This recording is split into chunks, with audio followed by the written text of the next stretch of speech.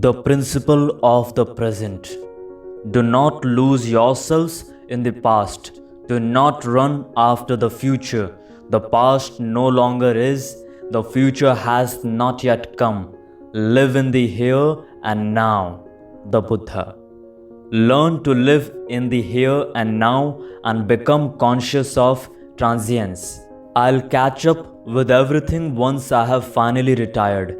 It's just another 12 years. I simply have to hang in there until then. Does this sentence sound familiar to you? The idea that life at the moment isn't yet perfect, but that it will become better in the foreseeable future.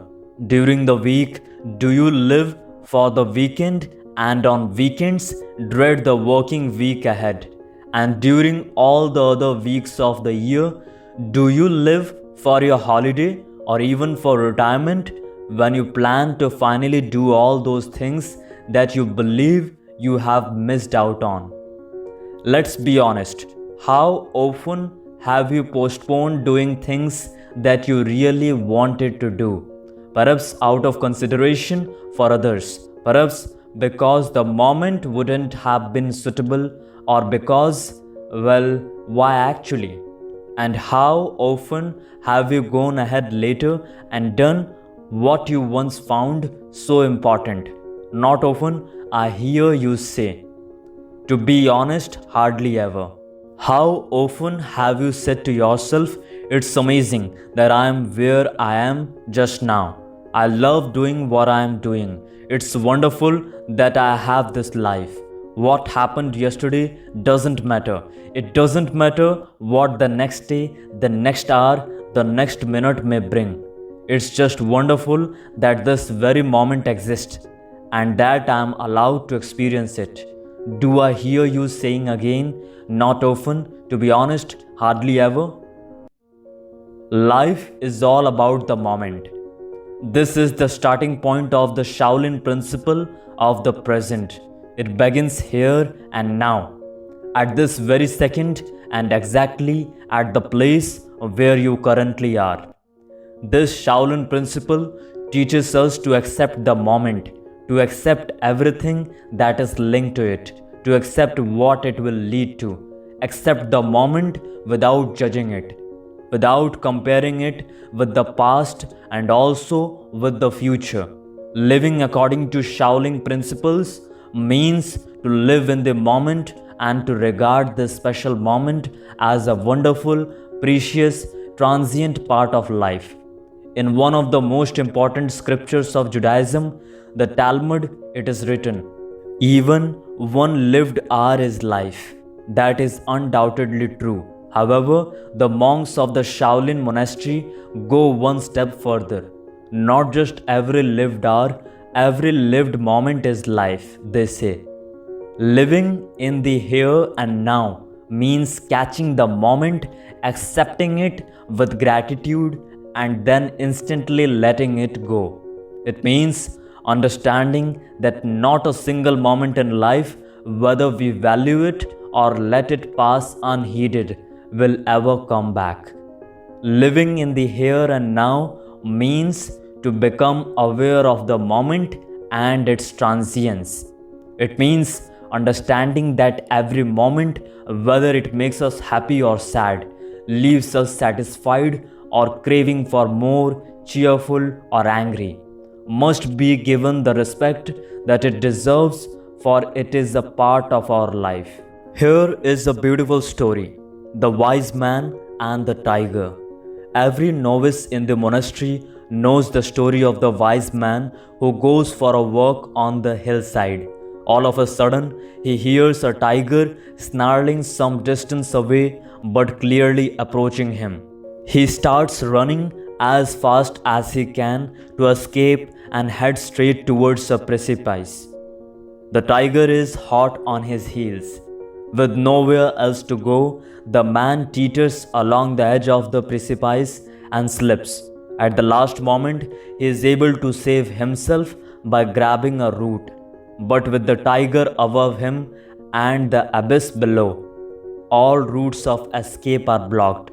At that very instant, The man spies a wild strawberry directly in front of him.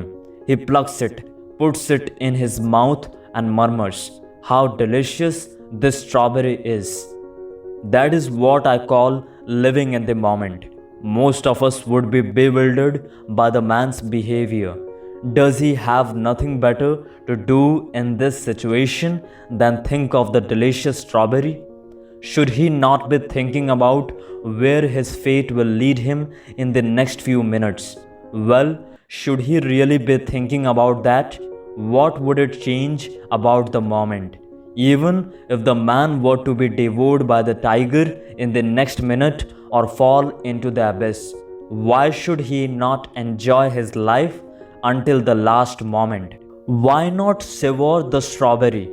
To accept the moment without judgment, we must not condemn it.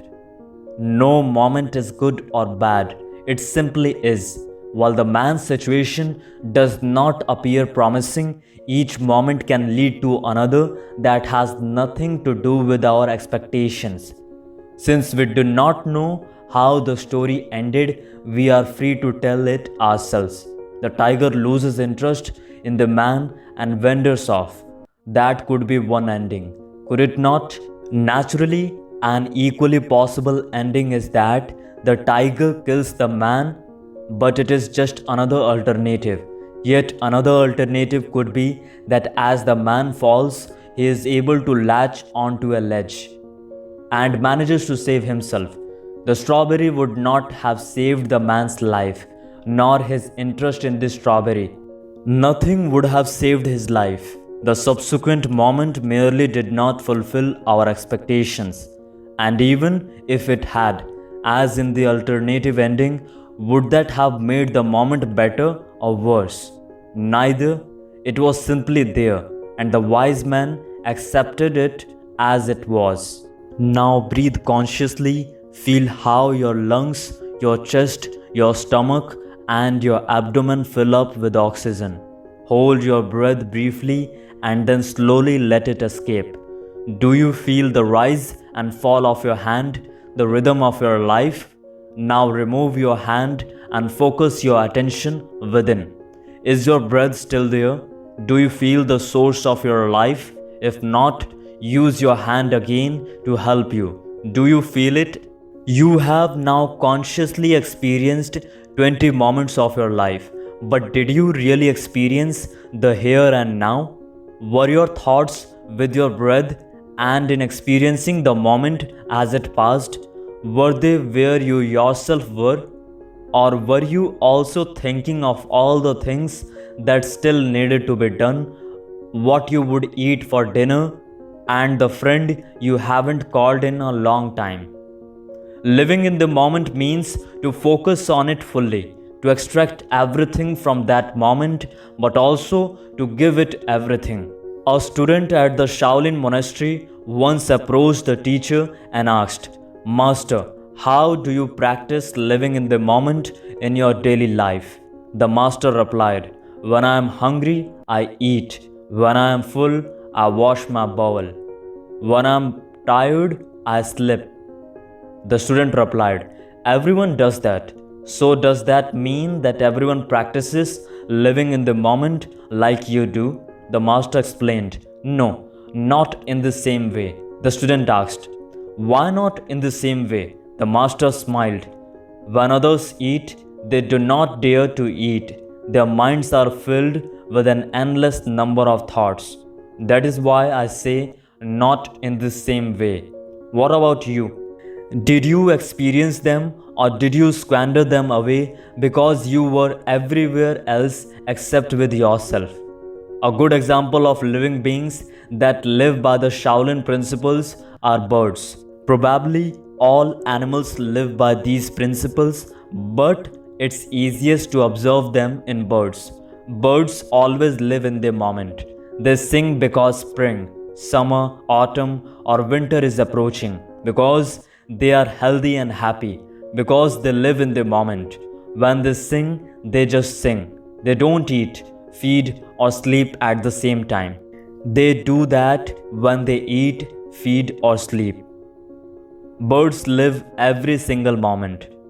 When one hears them sing, one feels they know what makes every moment so infinitely precious, its uniqueness. Every moment is unique. Each individual moment comes, goes, and never returns. There may be similar moments, better or worse, funnier or sadder, but the one that has just passed will never come back. When we reflect on the value of the present, we must understand that what is so incredibly special is that it makes everything unique. Even if you were to read the same words again in the same book, in the same way as you just did, it would no longer be identical because the time is different.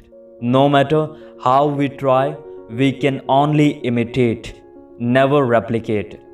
So it is not surprising that humans have always attempted to hold on to the moment that has irretrievably passed.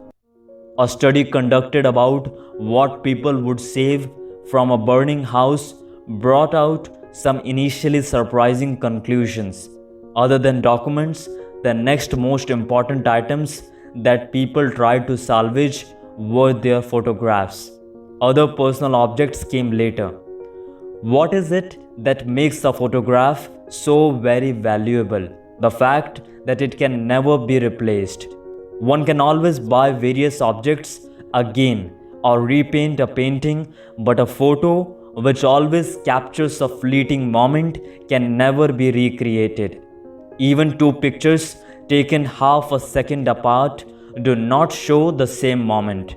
Nothing documents the transience of time as starkly as a photograph. Western societies always seem to have been oriented towards preserving happy moments through dreams rather than increasing those moments themselves. Initially, this was done through sketches and paintings, and later through photographs. It was always the memory of this one happy moment that was sought to be preserved for posterity.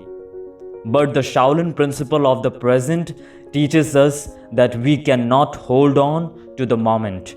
Our responsibility is to live it. The French philosopher Jean Paul once said, "There may be more beautiful times, but this one is ours." Nonetheless, we constantly hear or read only of these more beautiful times. They might well have been tougher, more difficult, or required more sacrifices, but apparently they were always better. They were different times. This is an idea that is alien to the Shaolin principle, which believes in every day is a good day. This should not be understood from a Western perspective. A day is not good because we judge it to be so. It is also not bad because of how we perceive it. This sentence is not even an exhortation to find something good in every day. A day, an hour, even a moment is neither good nor bad when taken as it is. It simply exists. Every day is a day would perhaps be a statement we could more readily understand in the context of the Shaolin principle that attempts to teach us not to judge the moment. Good is not the opposite of the bad. The day, the hour, the moment is good simply because it's there and because there is no alternative. Life is here and now, whether we like it or not. If anything had been different at any point, we would not be where we currently are. Neither you nor I. But nothing was different. So it is entirely pointless to think about other possibilities, whether good or bad. Even if we wake up in the morning and find ourselves ill, unemployed, alone, or think we are overweight, it is what it is. And life still goes on. How you happen to feel is completely inconsequential for the time or day. The sun continues on its path. The moments of life come and go, and each time you think about why the current moment is not a good one, it is lost forever. What happens in that moment is not important, but what you personally make of it. Don't live your life on hold. When I tried earlier to make the time span of a moment tangible, I had first proposed a unit of 1 second. It is a deep rooted human trait to want to pin everything down, to have everything neatly slotted and under control. We attempt to capture time by dividing it into seconds, hours, days, and moments. Everything is important in our lives is allotted a specific time. Christmas, the beginning of the holidays, retirement, the delivery date of the long awaited computer, the job interview, losing weight, and everything that does not have an allotted time becomes less important than the other things. If we are on our way to an appointment and happen to run into someone we have been wanting to speak with for ages, then this person will still be pushed to another time slot. We will stop smoking when the new year begins. We will familiarize ourselves with the new software when the new computer finally arrives, which should be in a few days, after all. And when we are on holiday, we will finally enjoy life again. 1 more week to go, 7 more times to get up, 5 more days of going to the office. If only the week were over already. On the bright side, only 2 hours remain for the working day to get over. Then it's another day down. 1 day of your life, incidentally. Do I see you nodding again? Do I hear you say that there's nothing wrong with that? After all, one must be able to look forward to something. Of course, one must and one should. But what of the time between the highlights in your life?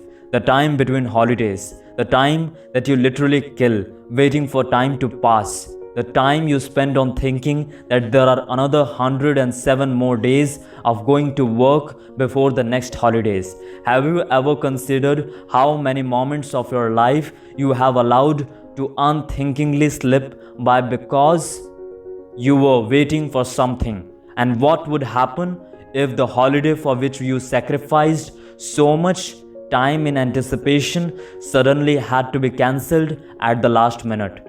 So many lost moments when in fact each one of them could have been the most wonderful moment of your life. It is tempting to neglect the present, especially when we must do something that doesn't really appeal to us or give us joy. Living in the here and now means accepting things the way they are at that moment and accepting from every moment what it has to offer us at that precise time. The principle of the present teaches us to live every moment, to do things when we want to do them, when we think it necessary, or consciously desist from doing them. It's now or never. At some point, there will no longer be a later. I remember once mentioning to a friend that we should get in touch again with a very dear colleague. It was late in the evening and I was going to pencil in the call for the next day. "Let's call now," was my friend's reply. "Let's call right away." It might sound like a convenient glitch for this story that our colleague didn't wake up one morning just a few days later, but sadly it's true. It is proof that sometimes there is no tomorrow.